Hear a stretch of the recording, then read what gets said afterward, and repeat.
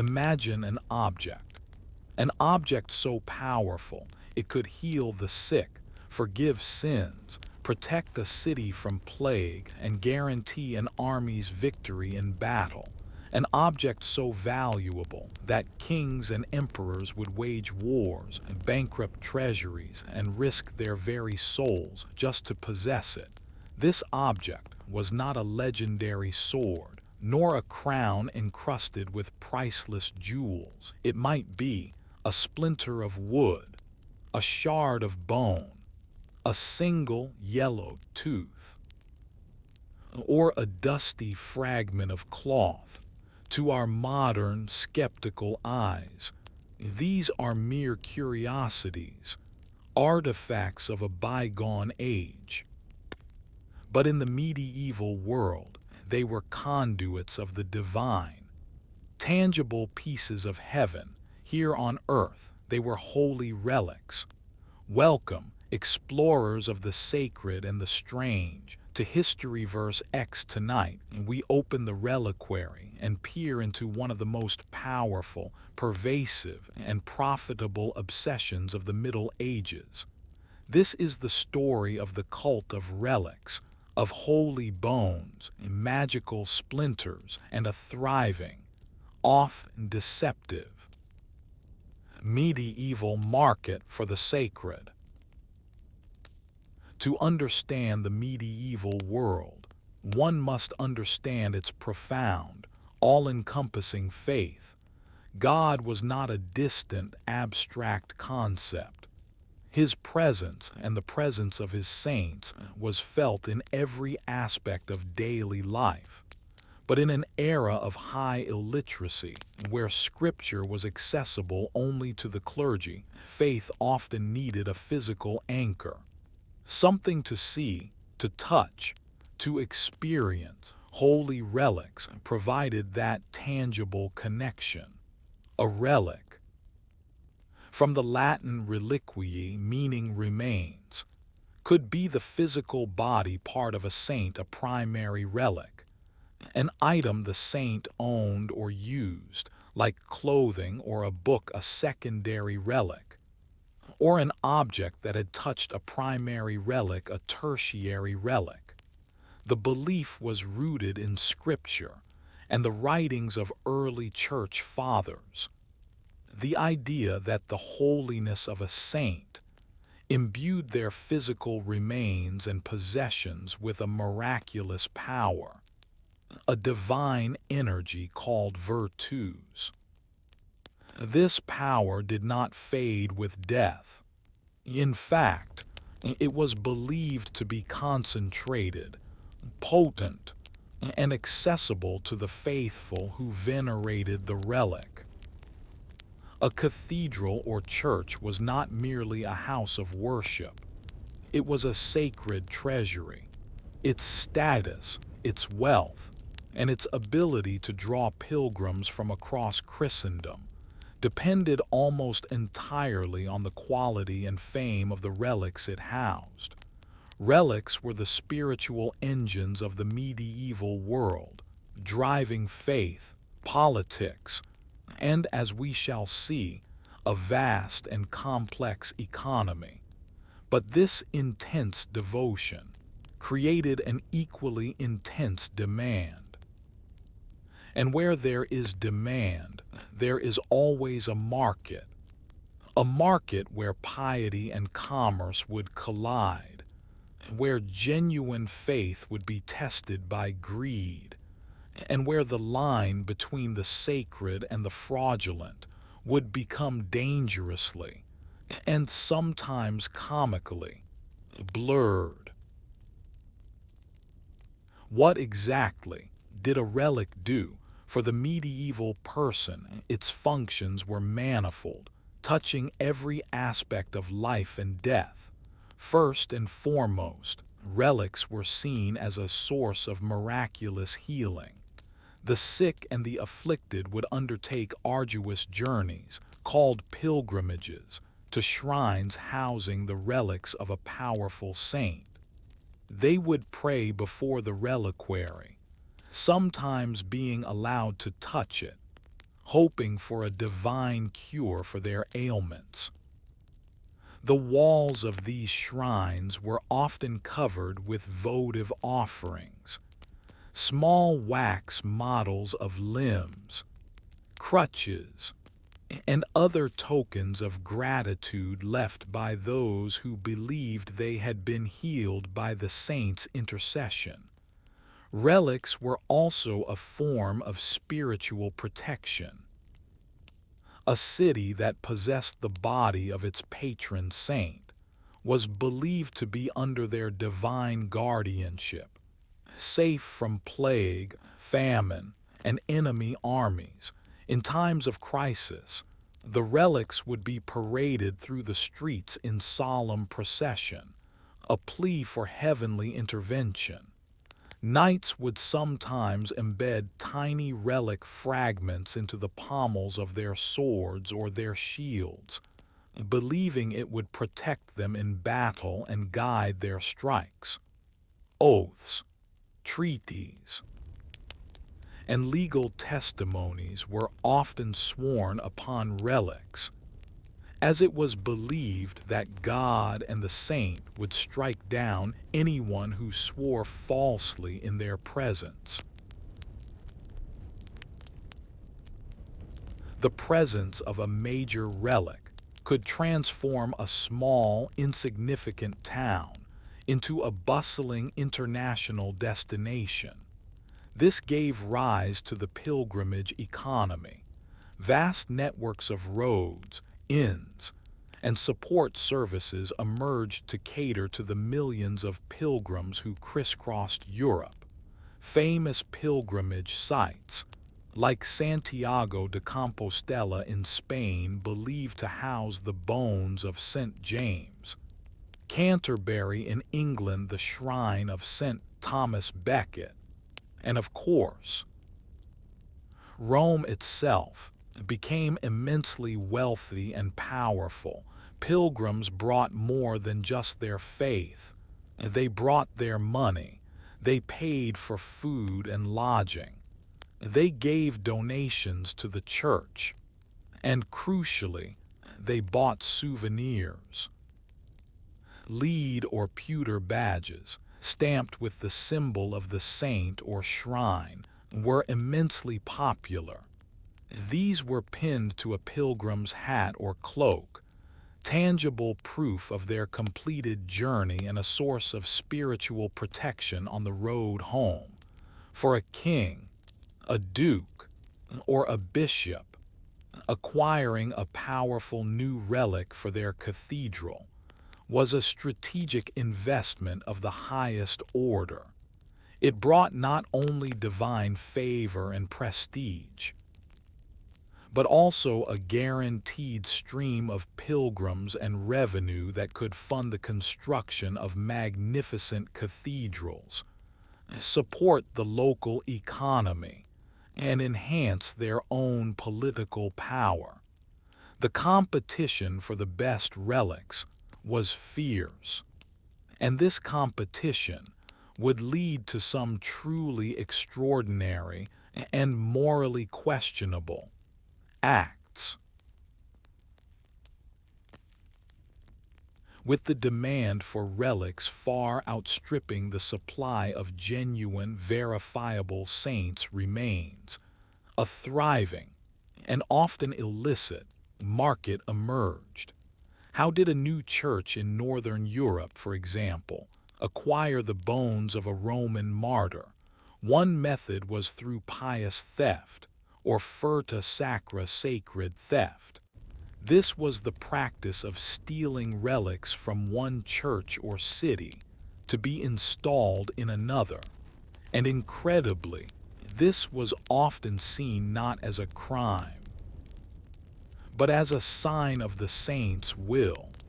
The logic was that a powerful saint would not allow their sacred remains to be stolen unless they wanted to be relocated. The success of the theft was seen as divine proof that the saint approved of their new home. Teams of monks or clergy would be dispatched on secret missions to Italy or other ancient Christian lands. Their goal to acquire relics by any means necessary. They might bribe the guardians of a shrine, or conduct clandestine raids on tombs in the Roman catacombs. The chronicles of the time are filled with dramatic tales of these holy heists, described not as criminal acts, but as heroic adventures undertaken for the glory of God and the benefit of their home community. The arrival of a newly acquired relic would be met with enormous public celebration, with the entire town turning out for a grand procession to welcome their new heavenly protector. The dubious origins of their new treasure were conveniently overlooked. If theft was one way to meet demand, forgery was an even easier one. The medieval relic market became flooded with an astonishing number of fakes, duplicates, and outright fabrications. Consider the true cross, the cross upon which Jesus was crucified. Fragments of the true cross were among the most prized relics in all of Christendom. By the late Middle Ages, so many churches and monasteries claimed to possess a piece of it, that the Protestant reformer John Calvin famously quipped that if all the alleged fragments were gathered together, they would fill a large ship. While defenders of the relics argued that the wood had a miraculous ability to multiply, the reality was that a thriving industry existed, producing countless splinters of ordinary wood and passing them off as sacred artifacts.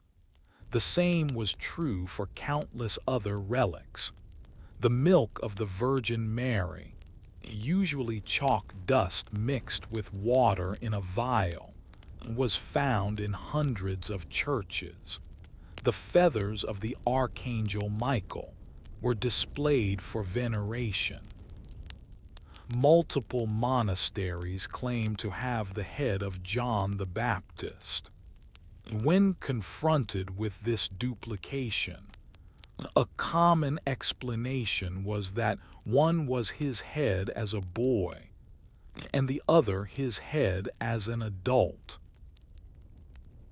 The list of bizarre and highly questionable relics is almost endless.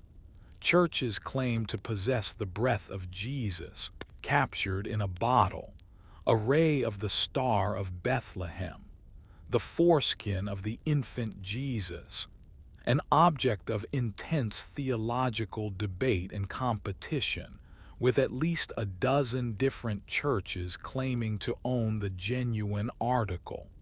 The bones of saints were a particularly fertile ground for forgery. It was easy to substitute the bones of an ordinary person, or even an animal, and claim they belonged to a famous martyr. The entire body of a saint might be discovered after a local priest had a convenient dream or vision, instantly creating a new pilgrimage site. And the trade wasn't limited to Christian saints. There was a fascination with anything old and sacred. The unicorn's horn, almost always the tusk of a narwhal, was believed to be a powerful antidote to poison and was worth more than its weight in gold. Even pagan artifacts could be co-opted. An ancient Roman statue might be repurposed and declared to be a statue of a little-known Christian martyr. This wasn't always a case of cynical fraud. Sometimes The lines were blurred by genuine, if misguided, piety. A church might genuinely believe its collection of animal bones belonged to the three wise men, but for many, particularly the professional relic traders or reliquary who roamed Europe, it was a highly profitable business. They bought, sold, and traded in the sacred, often with little concern for authenticity, catering to the insatiable appetite of a devout and often gullible public. The containers made to house these precious relics were often far more valuable than the objects they contained. These vessels, known as reliquaries, were masterpieces of medieval art and craftsmanship. A reliquary was designed to honor the saint, protect the sacred contents, and inspire awe in the viewer. They were crafted from the most precious materials available: gold, silver, ivory, and adorned with exquisite gemstones, enamel work, and intricate carvings. They came in all shapes and sizes, often reflecting the nature of the relic within. A small bone fragment might be housed in a crystal vial. A saint's tooth might be placed in a small, ornate box. Larger relics, like an arm bone or a skull, were often housed in reliquaries shaped like that very body part. A golden, gem-encrusted arm would house the arm bone of a saint. A silver head would contain their skull. These stunning works of art served to magnify the relic's importance. They were the physical manifestation of the treasure's spiritual value. Looking upon a magnificent golden reliquary, glittering in the candlelight of a dark cathedral, it would have been difficult for a medieval pilgrim not to believe that something truly powerful, truly divine, lay within. The art of the reliquary was part of the power of the relic itself. Was everyone in the Middle Ages completely taken in by this phenomenon? Not entirely. While faith was strong, there were always voices of skepticism and calls for reform. Even within the church itself, figures like the 12th century abbot Guibert of Nogent wrote scathingly about the proliferation of fake relics, questioning, for instance, how Jesus could have left his baby teeth on earth when he was believed to have ascended to heaven with his entire body intact.